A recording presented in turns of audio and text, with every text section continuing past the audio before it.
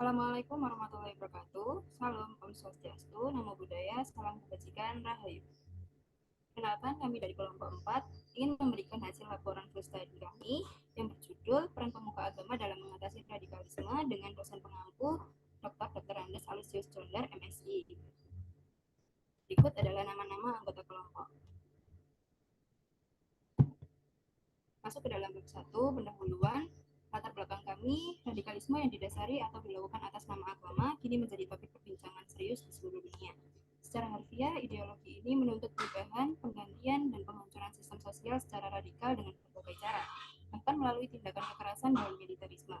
Radikalisme menginginkan perubahan menyeluruh dalam suatu situasi dan setiap aspek kehidupan sosial, berdasarkan ideologi agama dan konservatif semata. Yang mengejutkan adalah gerakan ini kini menyebar ke berbagai belahan dunia dan menjadi masalah global dan menjadi tren bahwasannya radikalisme menjadi gerakan transnasional. Meski mayoritas masyarakat meyakini lingkungan tempat tinggal relatif aman dari penyebaran ekstremisme, namun masih banyak masyarakat yang mengkhawatirkan dampak ekstremisme terhadap keluarga mereka. Opini masyarakat menilai ada sejumlah faktor yang berkontribusi terhadap maraknya radikalisme di tanah air. Ketidaktahuan terhadap ideologi agama dinilai menjadi faktor utama yang memudahkan berkembangnya radikalisme bernuansa agama yang disusul ketimpangan kesejahteraan sosial ekonomi. Untuk memerangi ekstremisme, diperlukan keterlibatan tokoh agama dan masyarakat. Selain itu, kontribusi tokoh agama kepada negara dalam mencegah ekstremisme juga penting. Caranya adalah dengan memberikan pengajaran dan pemahaman ajaran yang sesuai dengan ajaran agama dan keyakinan masing-masing individu. Dalam hal ini, solidaritas antar pemuka agama, Kamtibnas, dan masyarakat semua agama sangat penting bagi stabilitas keamanan di Indonesia.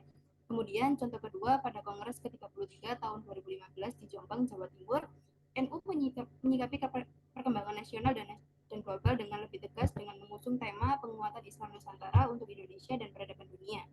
Garis besar program aksi NU baik yang sedang berjalan maupun yang akan dilaksanakan terutama pada ranah dakwah berupa langkah-langkah penegasan nilai-nilai Ahlus Sunnah wal Jamaah dan Nahdliyah terkesan meniadakan radikalisme. Ide-ide di masyarakat terutama melalui program pendidikan eksekutif strategis yang berbeda-beda untuk melawan ekstremisme seringkali diterapkan oleh negara dan kelompok atau kelompok agama mulai dari membangun dialog, kerjasama, forum perdamaian hingga deterrence melalui metode hard power. Partisipasi organisasi kemasyarakatan dinilai sangat penting berdasarkan pandangan bahwa pemerintah mempunyai keterbatasan yang disebutkan antara lain pendanaan, sumber daya manusia dan teknologi, partisipasi masyarakat, dan kerjasama antar komunitas. Program anti-ekstremisme di Indonesia memiliki pendekatan yang humanis, spiritual dan menyentuh. Klasifikasi tersebut mempunyai dua masukan, yaitu masukan positif dan masukan netral. Kategori pertama adalah terduga pelaku teroris, kategori kedua adalah keluarga teroris, kategori ketiga adalah pendukung aktif organisasi tingkat progresif, dan kategori keempat adalah pendukung pasif organisasi progresif. Dalam kontribusi positif tersebut dilakukan upaya ideologis mulai dari pemahaman dasar hingga multikulturalisme. Kemudian, input netral bagian masyarakat umum mendapatkan kampanye sosial berupa aktivitas sosial keagamaan untuk dapat meningkatkan kesadaran masyarakat atas bahaya laten radikalisme.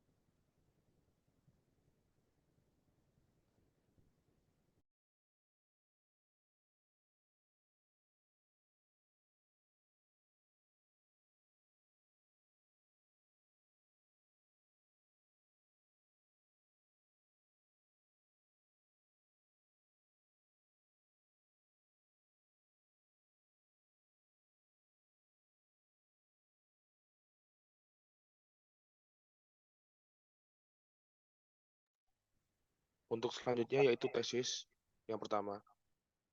Sejauh mana pemuka agama memiliki pemahaman yang mendalam tentang radikalisme? bagaimana pemuka agama dapat meningkatkan kesadaran komunitas terhadap bahaya radikalisme. Yang kedua, bagaimanakah munculnya radikalisme dan bagaimanakah proses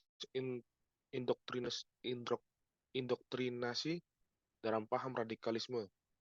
Yang ketiga, bagaimana upaya dari pemuka agama dalam pencegahan tertanamnya paham radikalisme dan upaya pengurangan atau represif dalam paham radikalisme dalam masyarakat dari kacamata para pemuka agama.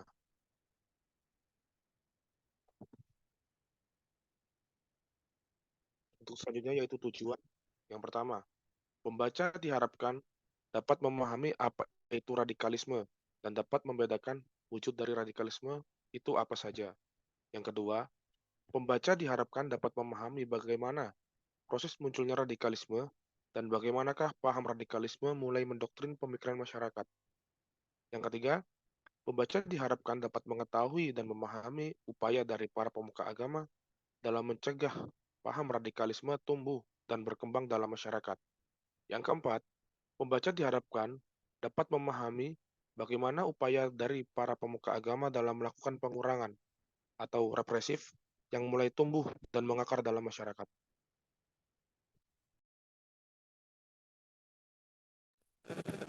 Untuk selanjutnya pada bab 2 kajian teori.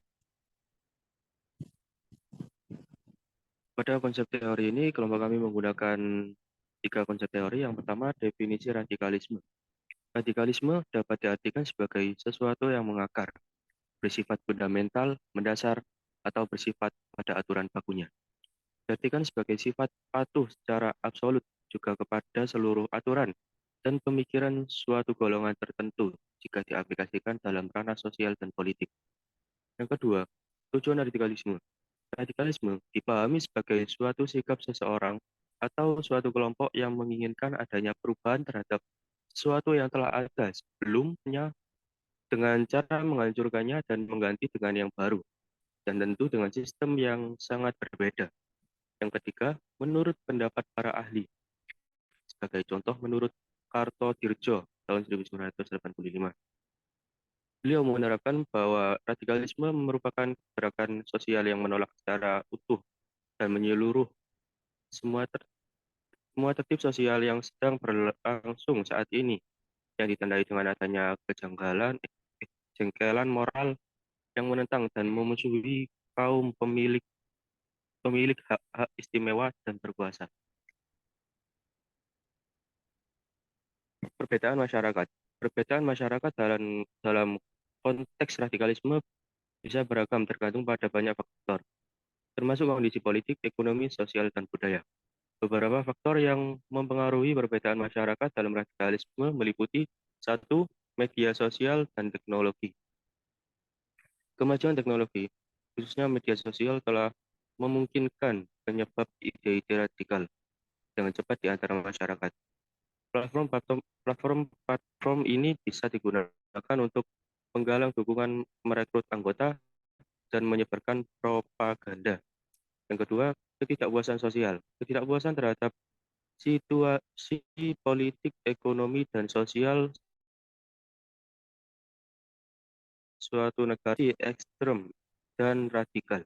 Yang ketiga, kondisi ekonomi. Ketimpangan ekonomi dan ketidakadilan sosial seringkali menjadi faktor pendorong dalam munculnya radikalisme.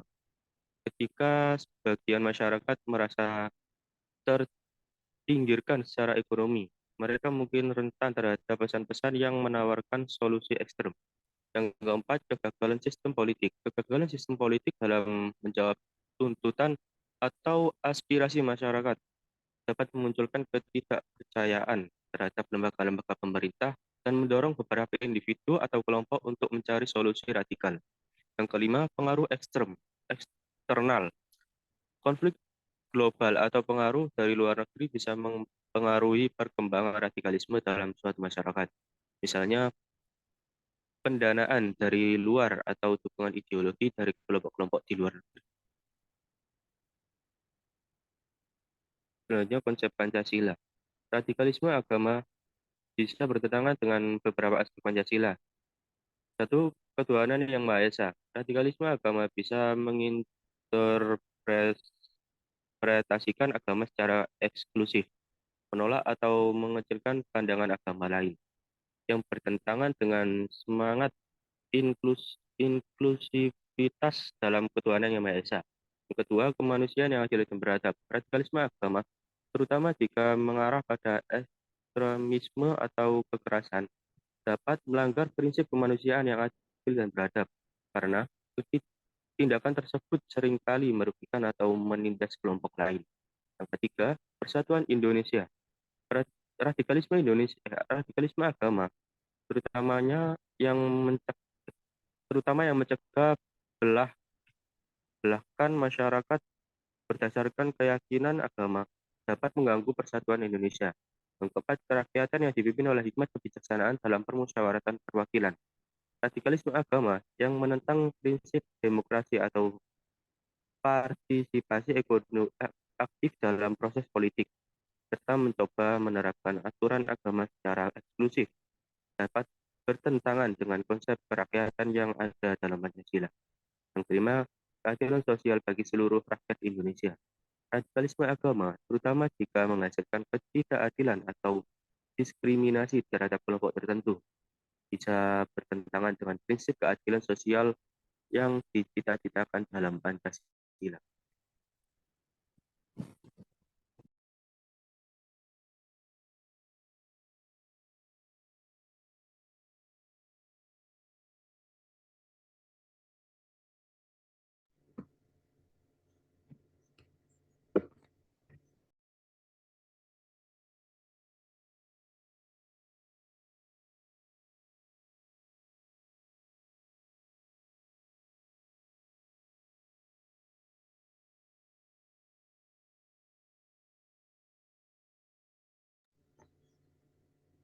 Selanjutnya di sini kami menggunakan review jurnal. Di sini kami menggunakan 6 jurnal yang berbeda.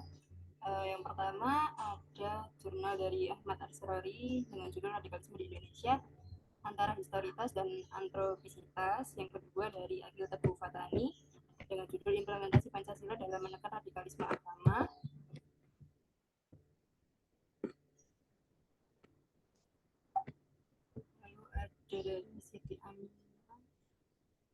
Lalu ada dari Siti Aminah dengan judul Peran Pemerintah Menanggulangi Radikalisme dan Terorisme di Indonesia. Dari Priyantara Widodo, Modernisasi Agama dan Pemahaman Radikalisme di Indonesia. Lalu dari Gina Lestari dengan judul Radikalisme dalam Peranan Anak Muda. Lalu ada dari Mas Darmi dengan judul Radikalisme Agama dan Politik Demokrasi di Indonesia Pasca Orde Baru.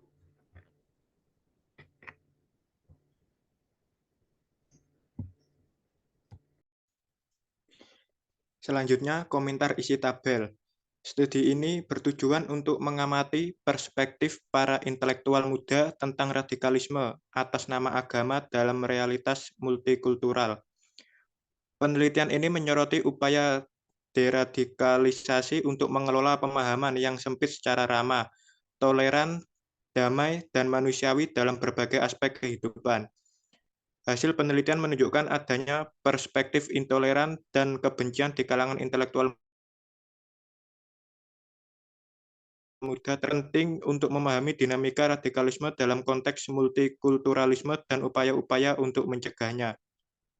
Persamaan relevansi dengan penelitian ini terhadap penelitian sekarang yaitu sama-sama meneliti mengenai radikalisme sebagai objek penelitian dan pemuka agama sebagai subjek penelitiannya.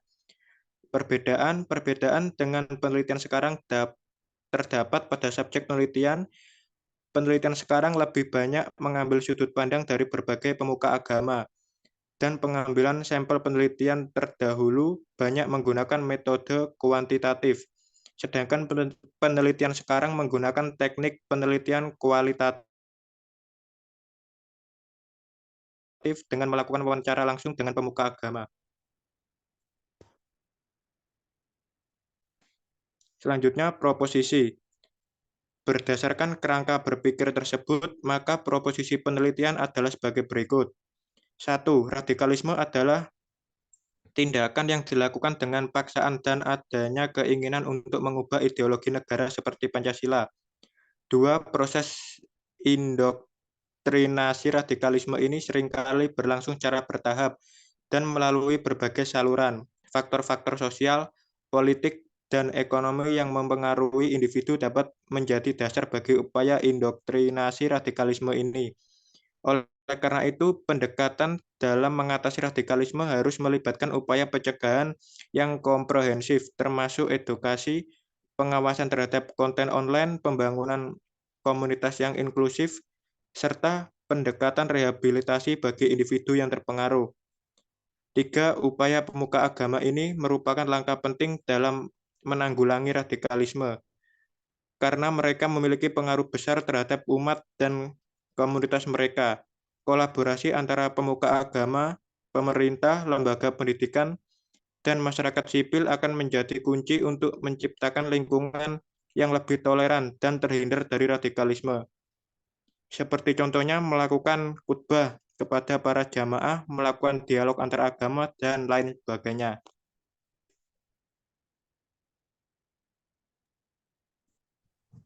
Selanjutnya, bab 3, metode penelitian.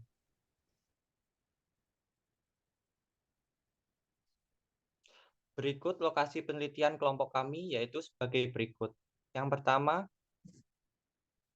untuk memperoleh data peranan pemuka agama dalam perspektif agama Islam, penelitian dilakukan di tempat penelitian yaitu Jalan Raya Banjaran, RT 01, RW 03, Desa Banjaran, Kecamatan Jorejo, Gresik, Jawa Timur. Yang kedua, untuk memperoleh data peranan pemuka agama dalam perspektif agama Buddha, penelitian dilakukan di tempat penelitian yaitu Wihara Lara Santi Prasada, Jalan Galaksi Klampis, Asri Timur 9, Perum Galaksi Bumi Permai, Sukolilo, Kenjeran, Medokan, Semampir, Kecamatan Sukolilo, Surabaya, Jawa Timur. Yang ketiga, untuk memperoleh data peranan pemuka agama dalam perspektif agama Hindu, penelitian dilakukan di tempat penelitian Pura Jala Sidi Amerta, Jalan Raya Bandara Juanda nomor 10A, Semambung, Kecamatan Sidoarjo, Jawa Timur.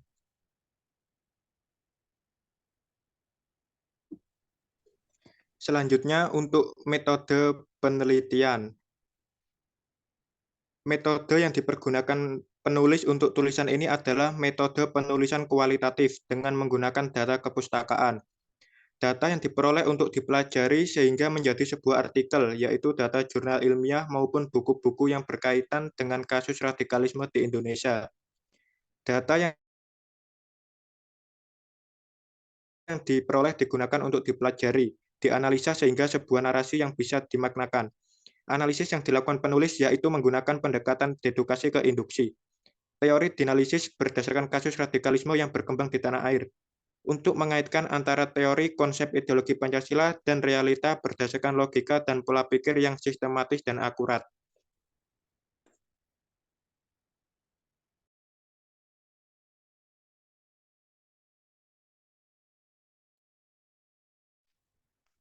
Sumber data. Sumber data dalam pengambilan data penelitian menggunakan dua metode. Yang keduanya dipadukan dan dianalisis untuk memperoleh hasil yang diharapkan. Yang pertama, library research. Pengumpulan data dengan mencari dan menelaah buku-buku dan literatur yang terkait dengan penelitian. Yang kedua, field research.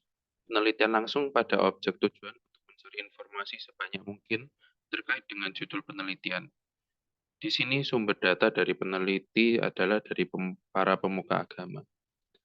Adapun teknik penelitian yang digunakan untuk mengumpulkan data lapangan adalah yang pertama, observasi, yaitu mengadakan pengamatan langsung ke lapangan guna mengamati kontribusi para pemuka agama dalam menangkal potensi paham radikalisme.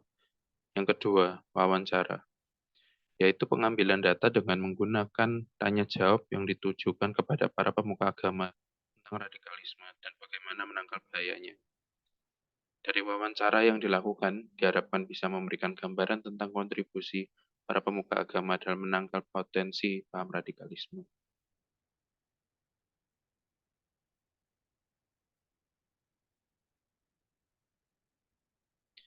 Metode penulisan. Metode yang dipergunakan penulis untuk tulisan ini adalah metode penelitian kualitatif. Dalam pendekatan ini, kita mengumpulkan dan menganalisis materi tertulis seperti literatur, pidato, atau dokumen terkait radikalisme. Kami memulai dengan pengumpulan dokumen-dokumen dari kelompok radikal atau berisi tentang radikalisme untuk mengeksplorasi narasi, pesan, dan tema yang terkandung di dalamnya.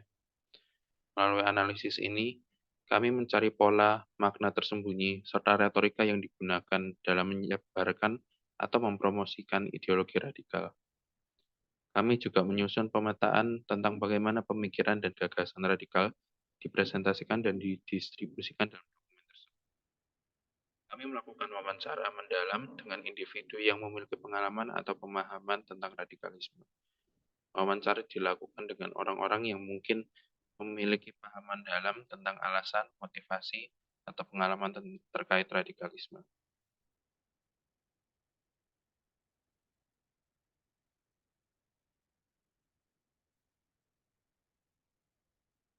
Tahap intervensi. Penelitian melalui 3 tahapan, yakni yang pertama, tahap pralapangan. Peneliti menyusun rancangan lapangan, memilih dan memanfaatkan informasi, menyiapkan perlengkapan penelitian, persoalan etika penelitian. Yang kedua, tahap pekerjaan lapangan. Tahap pekerjaan lapangan merupakan kegiatan peneliti yang dilakukan di tempat penelitian. Pada tahapan pelaksanaan ini, kami mengumpulkan data sesuai dengan fokus masalah dan tujuan penelitian. Pengumpulan data dilakukan melalui observasi, wawancara, dan studi dokumentasi. Yang ketiga, tahap analisa data. Semua data-data yang telah diperoleh dari lapangan dan dikumpulkan selama penelitian berlangsung. Sebelum melakukan analisis, peneliti akan menguji kredibilitas datanya terlebih dahulu. Adapun kegiatan-kegiatan yang dilakukan oleh peneliti untuk menguji kredibilitas data tersebut meliputi A. Member check. Setiap data yang diperoleh dicek keasliannya. B. Triangulasi data. Menggabungkan dari berbagai teknik pengumpulan data dan sumber data yang telah ada. C. Kerahasiaan. Menjamin kerahasiaan informasi yang telah diberikan oleh narasumber dan hanya diketahui oleh peneliti.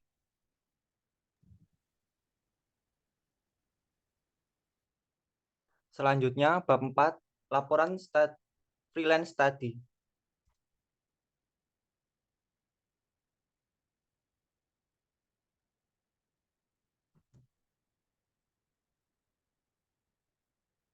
Berikut hasil yang dicapai dari kelompok kami.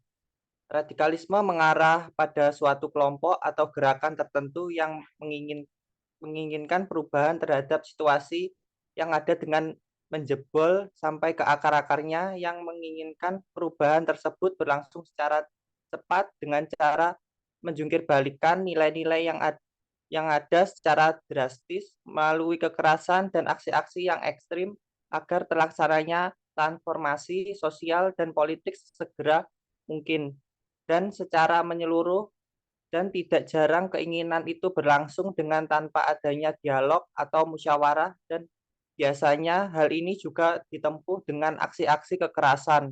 Radikalisme mengarah pada suatu kelompok atau gerakan tertentu yang menginginkan perubahan terhadap situasi yang ada dengan menjebol sampai ke akar-akarnya, yang menginginkan perubahan tersebut berlangsung secara cepat dengan cara menjungkirbalikkan nilai-nilai yang ada secara drastis melalui kekerasan dan aksi-aksi yang ekstrim agar terlaksananya transformasi sosial dan politik segera mungkin dan secara menyeluruh, dan tidak jarang keinginan itu berlangsung dengan tanpa adanya dialog dan musyawarah, dan biasanya hal ini juga ditempuh dengan aksi-aksi kekerasan. Kemunculan radikalisme dipicu oleh beberapa hal, antara lain pemahaman agama dimiliki pengetahuan agama dilakukan oleh aliran tersebut hanya setengah-setengah sehingga rentan terjadi kekeliruan pada cara pandangan secara mereka dalam memahami teks agama sangat ambisius dengan masalah-masalah sekunder seperti memanjangkan jenggot-jenggot sehingga lupa terhadap masalah primer overdosis dalam menangkan banyak hal yang justru memberatkan umat, minimnya wawasan sejarah dan sosiologi sehingga ajaran-ajaran mereka sering berlawanan dengan akal sehat dan kemaslahatan umat sebagai respon terhadap bentuk-bentuk radikalisme yang lain.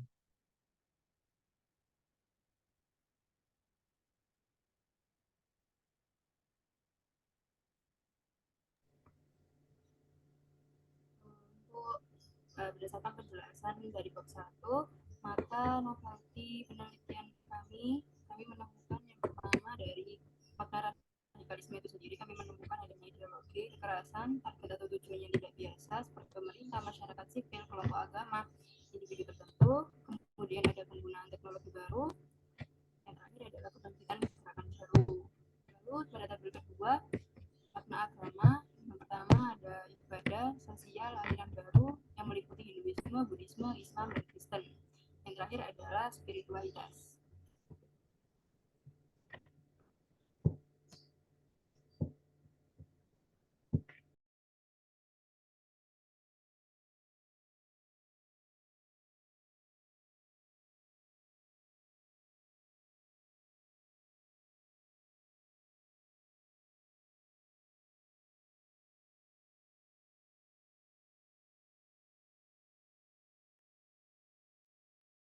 Untuk selanjutnya yaitu pembahasan hasil penelitian dengan pemuka agama Islam. Radikalisme dalam Islam adalah pemahaman sikap dan tindakan yang tidak sesuai dengan substansi ajaran Islam. Meskipun radikalisme dan terorisme bukan monopoli agama tertentu, seperti Islam saja, namun ada di semua agama dan bahkan setiap individu. Radikalisme agama sering diopinikan sebagai paham keagamaan yang berpotensi melahirkan terorisme. Beberapa aspek dalam radikalisme agama meliputi pemahaman yang salah. Radikalisme tidak sesuai dengan ajaran Islam sehingga tidak tepat merujuk pada agama Islam. Karena sebenarnya tidak ada radikalisme dalam Islam. Kekerasan radikalisme menciptakan siklus lambat dari bahaya yang dirasakan bagi diri sendiri dan mencapai perubahan atau pembaharuan sosial. Pengaruh politik global. Radikalisme agama tumbuh akibat politik global.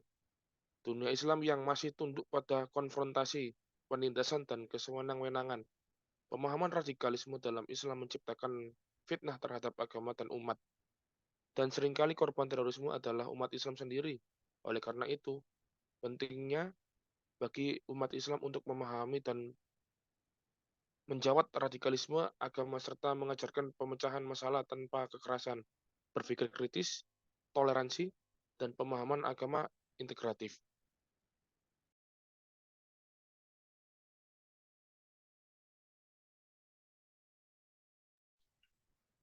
Hasil penelitian dengan pemuka agama Hindu. Dalam ajaran agama Hindu, konsep radikalisme tidaklah diterapkan secara eksplisit seperti dalam beberapa agama lain. Hinduisme mendorong pemahaman yang luas terhadap keberagaman spiritual dan filsafat. Nilai-nilai inti Hinduisme seperti ahimsa, tidak menyakiti, karma, hukum sebab akibat, dan dharma, tindakan yang benar, menekankan pentingnya kedamaian, toleransi, dan keseimbangan dalam kehidupan. Konsep Brahman yang mewakili realitas yang tak terbatas dan sejati juga menekankan bahwa semua makhluk hidup memiliki asal-usul yang sama dan seharusnya diperlakukan dengan penuh kasih sayang. Sikap radikalisme yang ekstrim atau keras secara umum tidak sejalan dengan nilai-nilai yang diajarkan dalam Hinduisme. Bagi kebanyakan praktisi Hindu, keagamaan adalah tentang pencarian kebijaksanaan, pemahaman yang mendalam tentang diri dan alam semesta, dan upaya untuk hidup berdampingan dan secara harmonis dengan semua makhluk. Namun seperti dalam setiap agama, ada kemungkinan bahwa sejumlah kecil individu atau kelompok dalam komunitas Hindu mungkin menginterpretasikan ajaran-ajaran tersebut secara radikal atau ekstrim.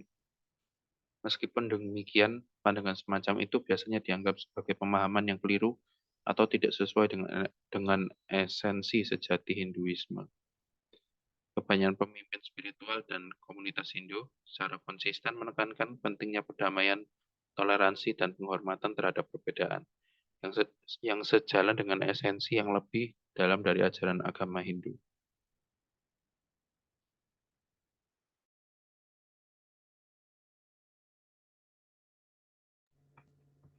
Selanjutnya, hasil penelitian dengan agama Buddha.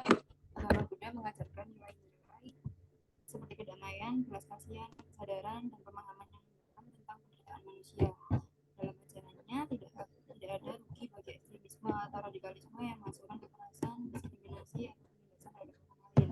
Sang Buddha menekankan konsep-konsep seperti 4 kebenaran mulia dan jalan menuju kegelapan sebagai panduan untuk mencapai pencerahan dan mengatasi penderitaan.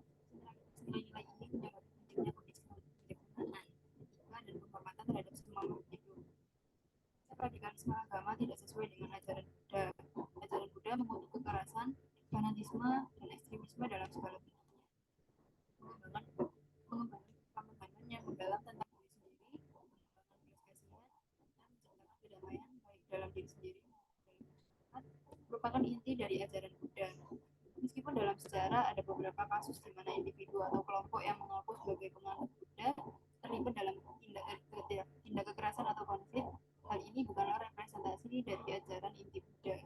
Tradisi Buddha yang sejati berusaha untuk mengembangkan kualitas seperti belas kasihan, kedamaian, dan pemahaman yang lebih dalam tentang realitas yang semuanya bertentangan dengan gagasan radikalisme agama.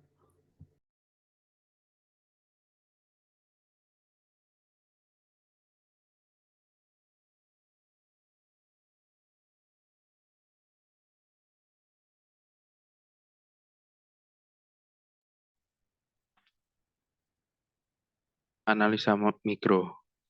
Menurut saya, radikalisme sendiri tidak hanya berbentuk radikalisme agama, tapi juga radikalisme politik dan radikalisme sosial. Hal ini cenderung menciptakan konflik sosial sehingga menimbulkan ketidakstabilan dalam kehidupan bermasyarakat. Maka dari itu, perlu direpresikan dan dikurangi. Salah satu cara mengurangi angka radikalisme ini adalah melalui beberapa agen atau aspek yang berperan penting dalam kehidupan masyarakat dan individu. Salah satu agen itu adalah pemuka agama sebagai pembimbing dalam kehidupan spiritualitas setiap individu. Maka dari itu, peran dari pemuka agama dalam membuat rencana dan mengeksekusikan rencana dalam menghadapi radikalisme sangat penting untuk diketahui efektivitasnya.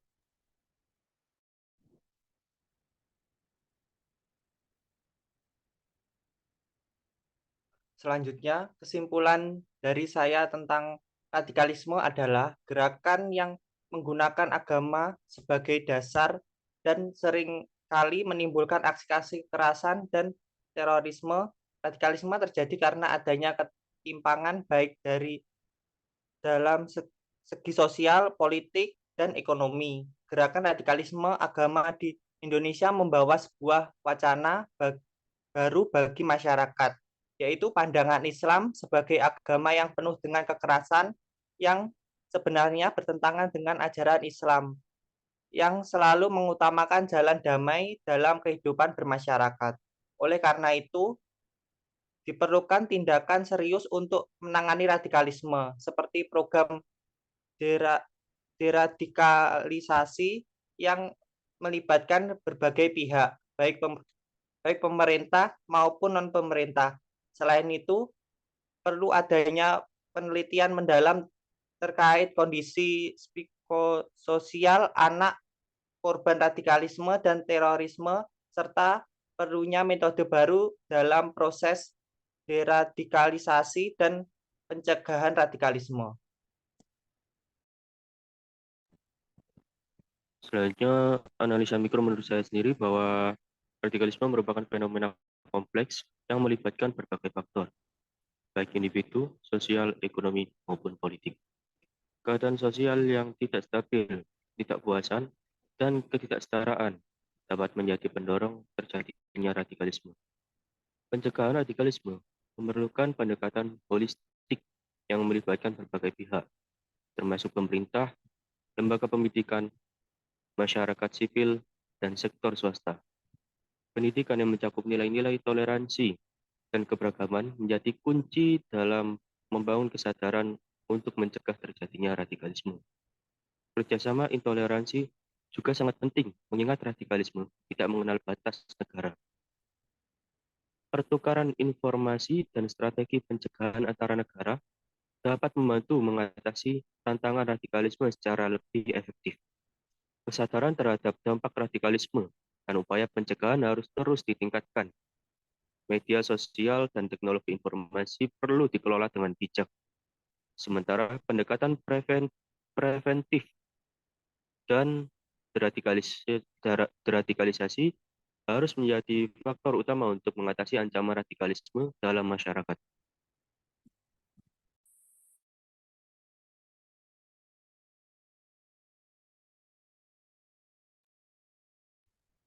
Selanjutnya, analisa mikro menurut saya, bicara tentang radikalisme, pada dasarnya semua agama mengutuk adanya radikalisme. Munculnya paham radikalisme disebabkan adanya kesenjangan sosial, fanatikisme pada kelompok atau agama tertentu, perbedaan suku, ras, antara mayoritas dan minoritas.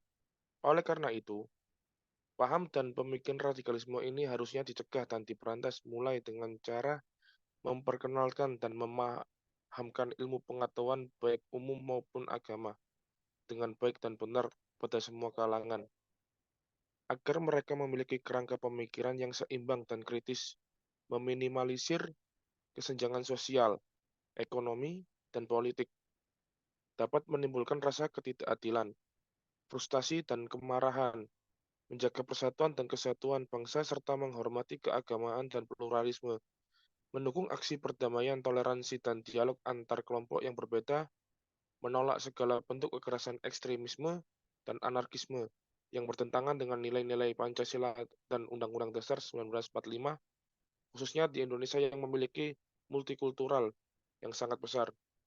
Wajib bagi kita untuk menjaga keutuhan dan perdamaian NKRI, supaya menjadi Indonesia yang aman, tentram, dan toleran demi keberlangsungan generasi bangsa. Selanjutnya, analisa mikro dari saya, radikalisme agama bisa menginterpretasikan agama secara eksklusif, menolak atau mengecilkan pandangan agama lain yang bertentangan dengan semangat inklusivitas dalam ketuhanan yang Maha Esa.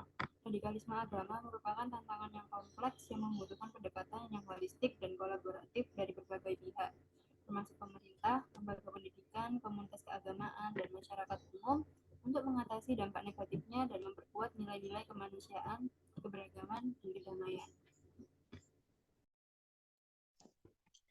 Analisa mikro menurut saya adalah radikalisme merupakan paham yang menghendaki perubahan, pergantian, dan penjebolan terhadap suatu sistem di masyarakat sampai ke akarnya dan menggunakan cara-cara kekerasan. Radikalisme di Indonesia umumnya didasari oleh isu agama. Radikalisme terjadi karena adanya ketimpangan baik dalam segi sosial, politik, dan ekonomi. Radikalisme terbentuk dari respon terhadap kondisi yang sedang berlangsung. Respon tersebut diwujudkan dalam bentuk evaluasi, penolakan, bahkan perlawanan. Tindakan radikal yang terjadi bahkan memunculkan kasus terorisme atas dasar keagamaan. Dalam mengatasi radikalisme agama, diantaranya yakni melakukan riset dan advokasi kebijakan kepada pihak terkait dalam penanganan radikalisme agama. Gerakan radikalisme juga merupakan oposisi yang dasarnya hanyalah sebuah keinginan untuk melakukan perubahan.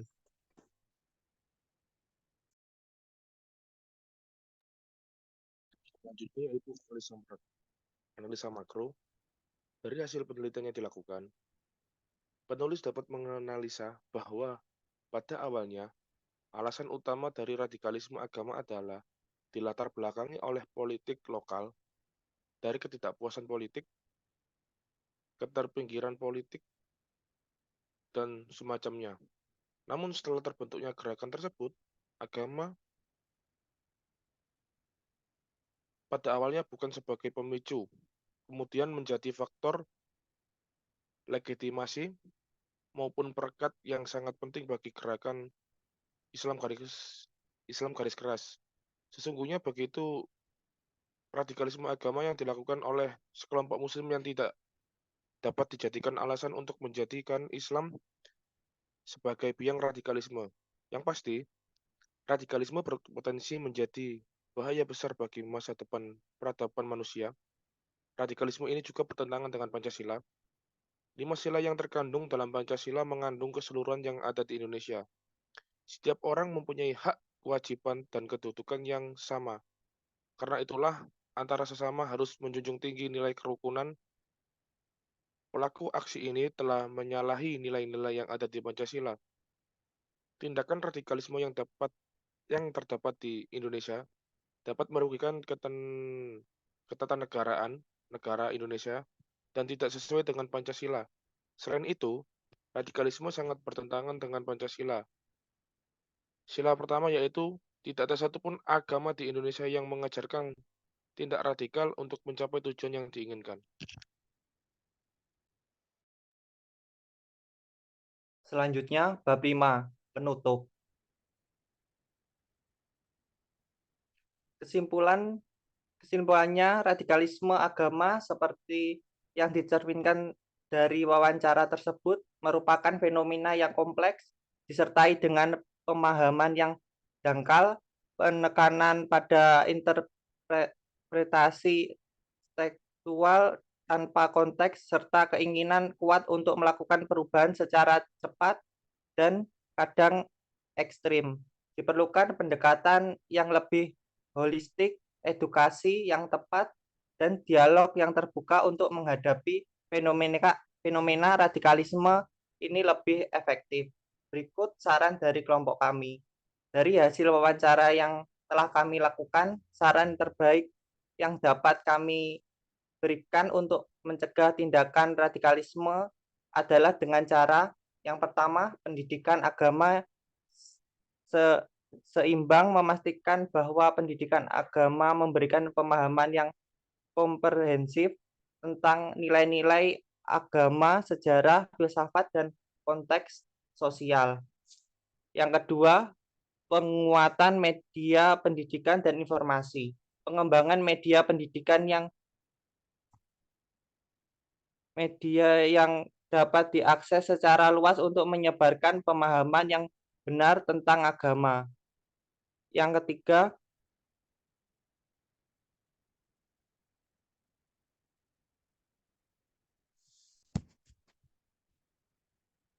penggunaan teknologi dengan bijak, mendorong penggunaan teknologi informasi untuk menyebarkan pesan-pesan perdamaian dan toleransi.